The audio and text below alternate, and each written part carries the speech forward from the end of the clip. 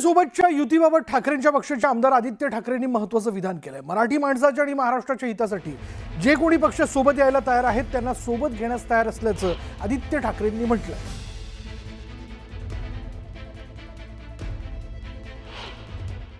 आम्ही सतत बोलत आलेलो आहे की महाराष्ट्राच्या हितासाठी, मराठी माणसाच्या हितासाठी, आपल्या समाजाच्या हितासाठी जे कोणी पक्ष सोबत यायला तयार आहेत आम्ही त्यांना घेऊन हा लढा देऊ। कारण उद्या पण आमचा एक मोठा कार्यक्रम आहे, लढा आपल्या मुंबईचा।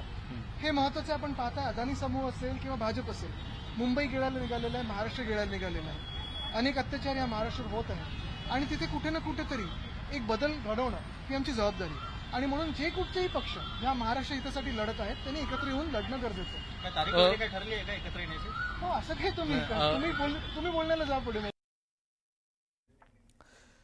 शिवसेना उभाटा आणि मनसे नेत्यांची लग्न समारंभात भेट झाल्याचं कळतंय। दादरमधील लग्न समारंभात दोन्ही पक्षाच्या नेत्यांच्या भेटी झाल्या। सुनील प्रभू आणि नितीन सरदेसाई यांनी हस्तांदोलन केलंय।